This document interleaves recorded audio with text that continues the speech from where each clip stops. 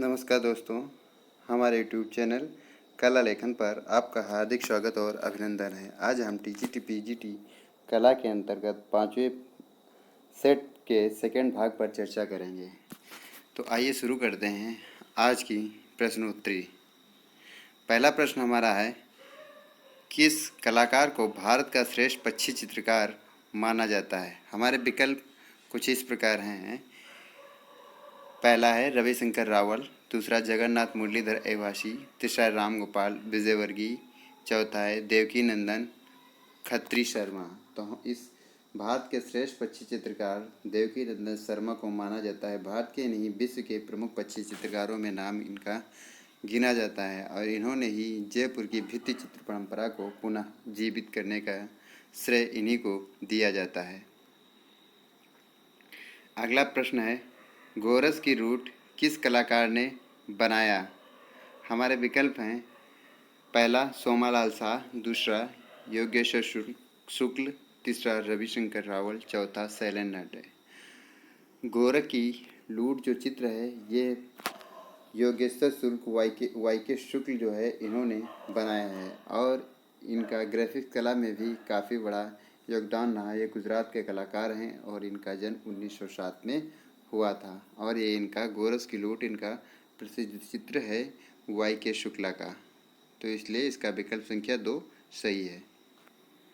अगला प्रश्न है, उत्तर प्रदेश के विधानसभा भवन को किस चित्रकार ने चित्रित किया? हमारे विकल्प हैं, रविशंकर रावल, जगन्नाथ मुरलीधर एवासी, तीसरा है राम गोपाल विजयवर्गीय, चौथा है देवकी नंदन खत्री शर्मा। तो इसका सही आंसर है जगन्नाथ मुरलीधर एवासी। इन्होंने ही उत्तर प्रदेश के विधानसभा भवन को चित्रित किया था। इसके अलावा इनका एक चित्र है मीरा का मेवाड़ त्याग, जो काफ़ी प्रसिद्ध रहा है और यूनेस्को में इसको घुमाया भी गया है और एक मैसेंजर चित्र भी काफ़ी महत्वपूर्ण है। ये मथुरा में जन्मे थे। अगला प्रश्न है, कुमार नामक पत्रिका के प्रकाशन में किस कलाकार ने सहयोग दिया? हमारे विकल्प हैं, Somalal Shah, number 2 Yogeshwar Shukla, number 3 Ravishankar Raval, number 4 Shailendra De. Kumar नामक पत्रिका के संपादन में रविशंकर रावल की महत्वपूर्ण भूमिका रही है, इसलिए विकल्प संख्या 3 सही है।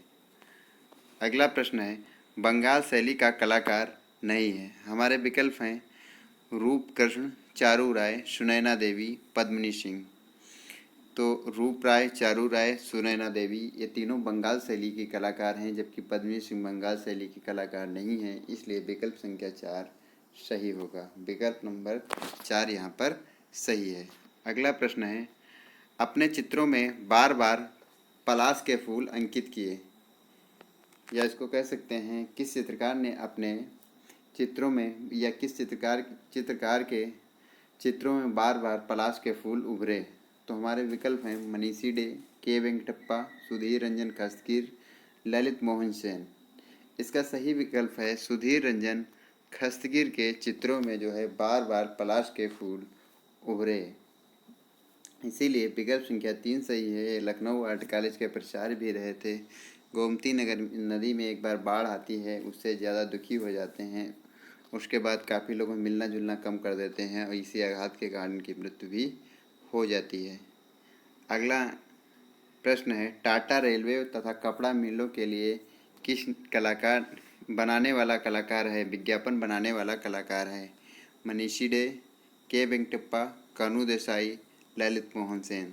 तो टाटा और कपड़ा मिलों के लिए विज्ञापन बनाने का कार्य मनीषी डे ने किया था, इसीलिए विकल्प संख्या 2 सही है। सबसे महत्वपूर्ण इनके विषय में एक चीज़ है, इन्होंने भारतीय कुमारियों की एक श्रृंखला बनाई थी जो काफ़ी प्रसिद्ध रही है, इसलिए हम सबको याद रखना चाहिए कि मनीषी डे की सबसे प्रसिद्ध कृति है भारतीय कुमारियों की चित्र श्रृंखला। ये सबसे महत्वपूर्ण है, ये याद करने की परीक्षा की दृष्टि से भी काफ़ी महत्वपूर्ण है। अगला प्रश्न है, 1960 ईस्वी में गोमती नदी में आई बाढ़ के कारण लखनऊ कला विद्यालय की अधिकांश कलाकृतियां नष्ट हो गई से इससे दुखी होकर किस कलाकार ने एकांतवास ले लिया था। हमारे विकल्प हैं मनीषी डे, के वेंकटप्पा, सुधीर रंजन खस्तगिर, ललित मोहन सेन। ये यहाँ पर सही है सुधीर रंजन खस्तगिर, क्योंकि इन्होंने जब 1960 में गोमती में बाढ़ आई तो लखनऊ कला विद्यालय की अधिकांश कलाकृतियां नष्ट हो गई थी, जिससे कलाकार का मन बहुत दुखी हुआ और ये एकांतवास में चले गए। पर धीरे धीरे इसी आघात के कारण इनकी मृत्यु भी हो गई थी, इसीलिए 3 नंबर सुधीर रंजन खस्तगिर सही है। अगला प्रश्न है गलत विकल्प का चयन करें। पहला है कवि कलाकार नंदलाल बसु, दूसरा है भावों का सम्राट छितेंद्रनाथ मंजूमदार, रंगों का सम्राट अब्दुल रहमान चुगताई, चौथा है लघु चित्रकार के वेंकटप्पा। तो इसमें से असंबद्ध है कवि कलाकार नंदलाल बसु। कवि कलाकार आतिश कुमार हल्दर को कहा जाता है, जबकि इसे नंदलाल बसु को शिव सिद्ध कलाकार या शिव कलाकार के नाम से भी संबोधित किया जाता है। बाकी छितेंद्रनाथ मंजूमदार को भावों का सम्राट कहा जाता है, अब्दुल रहमान चुगताई को रंगों का सम्राट कहा जाता है, के वेंकटप्पा लघु चित्रण के लिए जाने जाते हैं। इन्हें आधुनिक चित्रकला का मंसूर भी कहा जाता है। अगला प्रश्न है नंदलाल बसु ने कांग्रेस के किस अधिवेशन में कार्य नहीं किया। हमारे विकल्प हैं हरिपुरा, फैजपुर, मुंबई, लखनऊ। तो नंदलाल बसु ने मुंबई अधिवेशन में कार्य नहीं किया है, बाकी हरिपुरा, फैजपुर, लखनऊ तीनों जगह इन्होंने काम किया है और इन्होंने जो चित्र बनाए हैं वो लोक कला से यहाँ पर प्रभावित हैं। अगला प्रश्न है आर्ट एट एडिशन पुस्तक किसने लिखी। हमारे विकल्प हैं E V Havell, Asit Kumar Haldar, K G. Subramanyan, Laxman Pai. तो आर्ट एंड ट्रेडिशनल या कला और परंपरा पुस्तक असित कुमार हल्दर ने लिखी थी, इसलिए ये विकल्प सही, विकल्प संख्या 2 सही है। इन्होंने 40 से अधिक पुस्तकें लिखी है और इनकी एक है आवर हेरिटेज, एक प्रसिद्ध पुस्तक है, वो भी महत्वपूर्ण है। अगला प्रश्न है इलाहाबाद विश्वविद्यालय में कला विभाग की स्थापना किस कलाकार ने की थी। हमारे विकल्प हैं शैलेंद्रनाथ डे, छितेंद्रनाथ मंजूमदार, तीसरा राम गोपाल विजयवर्गीय, तीसरा है अवनीनाथ टैगोर। तो हमारा यहाँ पर सही विकल्प है विकल्प संख्या 2 छितेंद्रनाथ मंजूमदार। इन्होंने 1942 ईस्वी में यहाँ पर कला की विधिवत कक्षाएं प्रारंभ की थी और इन्होंने ही कला विभाग की स्थापना की थी, इसलिए सेकंड नंबर छितेंद्रनाथ मंजूमदार विकल्प सही है। बंगाल में पले बढ़े थे, वहीं पर शिक्षित हुए और अमरनाथ झा के इलाहाबाद के तत्कालीन कुलपति अमरनाथ झा के निवेदन पर इलाहाबाद विश्वविद्यालय आए और यहाँ पर दृश्य कलाओं की शिक्षा प्रारंभ की।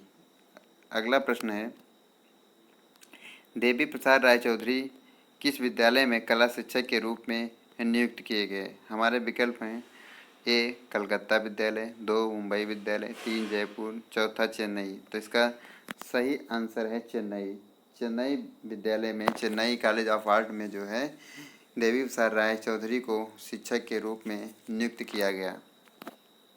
यह एक मूर्तिकार के रूप में जाने जाते हैं। अगला प्रश्न है बंगाल शैली का गुण नहीं है। हमारे विकल्प है नंबर 1 धूमिल वणिका, भारतीय जनमानस से संबंधित विषय, तीसरा राजनीतिक वातावरण का प्रभाव, चौथा है जल रंगों का प्रयोग। तो इसका सही विकल्प है राजनीतिक वातावरण का प्रभाव। ये जो है इसका सही विकल्प है। कभी भी यहाँ के चित्रकारों ने राजनीतिक वातावरण के प्रभाव में आकर चित्रों का सृजन नहीं किया। धूमिल वणिका ये भी शैली का महत्वपूर्ण गुण है।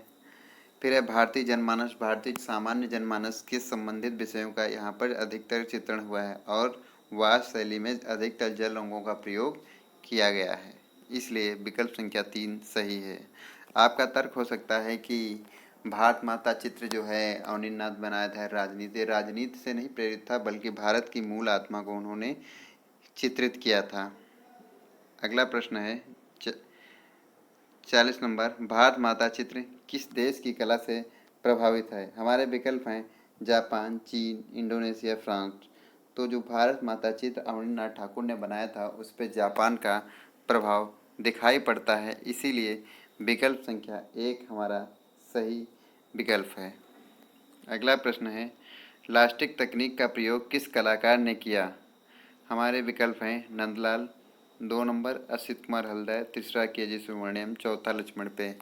तो इसका सही विकल्प है असित कुमार हल्दर ने लास्टिक तकनीक का आविष्कार किया था। अगला प्रश्न है, क्षितिनाथ मंजूमदार द्वारा बनाया गया राधा का आविष्कार चित्र किसने खरीदा? पहला है ईवी हेवेल, दूसरा है रोथनस्टीन, चौथा है लागवुड, तीसरा है लागवुड, चौथा है डेनियल। तो इसका सही आंसर है सेकेंड, रोथनस्टीन ने ही क्षितिनाथ मंजूमदार का राधा का आविष्कार चित्र खरीदा था, इसलिए विकल्प संख्या 2 सही है। अगला प्रश्न है हमारा, ललित कला अकादमी के अध्यक्ष के पद पर किस कलाकार ने कार्य किया था? हमारे विकल्प हैं देवी प्रसाद राय चौधरी, शारदा चणोकी, अब्दुल रहमान चुगताई, सोमेनाथ गुप्त। तो इसका सही आंसर है देवी प्रसाद राय चौधरी ने जो है ललित कला अकादमी के अध्यक्ष के तौर पे बतौर अध्यक्ष के तौर पे भी कार्य किया है, इसलिए विकल्प संख्या 1 सही है। और ये मूर्तिकार थे, मद्रास कला विद्यालय से इनका संबंध रहा, वहाँ पर प्रचार्य के रूप में इनकी नियुक्ति भी हुई थी।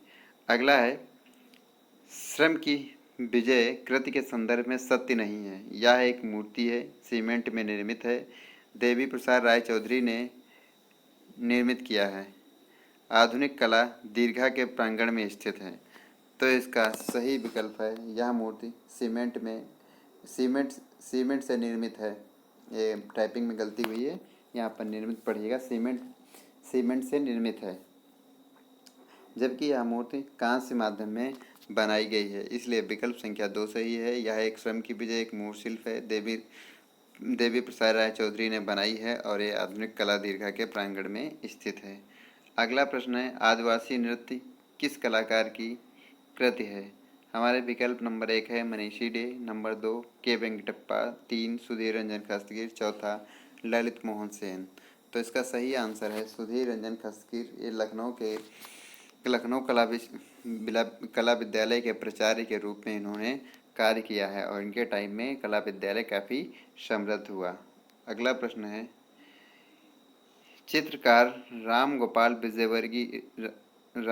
विजयवर्गीय ने शिक्षा प्राप्त की थी। कृपया इसको राम गोपाल विजयवर्गीय पढ़ा जाए। तो यह ऑप्शन है जयपुर कला विद्यालय, नंबर 2 लखनऊ कला विद्यालय, नंबर 3 बंगाल कला विद्यालय, नंबर 4 मद्रास कला विद्यालय। तो इसका सही आंसर है जयपुर कला विद्यालय।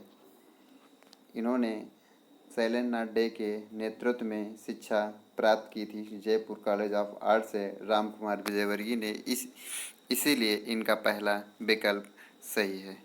अगला प्रश्न है, रणवीर सिंह बिष्ट का प्री माध्यम है। तो हमारे विकल्प हैं पहला जल रंग, दूसरा तेल रंग, तीसरा टेम्परा, चौथा पेस्टल। इसका जल रंग जो है सही विकल्प है और ये मूर्तिकार के रूप में जाने जाते हैं। रणवीर सिंह बिष्ट का काशी हिंदू विश्वविद्यालय के दृश्य कला विभाग से संबंध रहा है।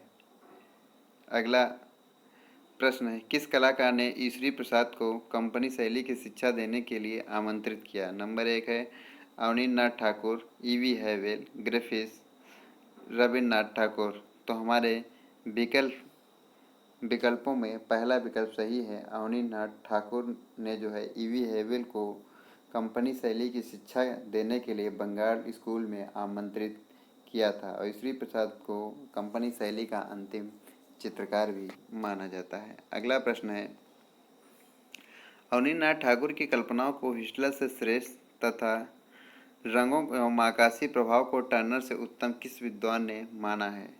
जयाप्पा स्वामी, नंबर 1, नंबर 2 प्रदोष दासगुप्ता, नंबर 3 गीता कपूर, नंबर 4 आनंद कुमार स्वामी। इसका सही आंसर है जयाप्पा स्वामी। जयाप्पा स्वामी ने इनकी आलोचना करते हुए कहा था कि अवनींद्रनाथ की कल्पनाएं क्रिस्टल से श्रेष्ठ तथा रंग एवं आकाशीय प्रभाव टर्नल से उत्तम है।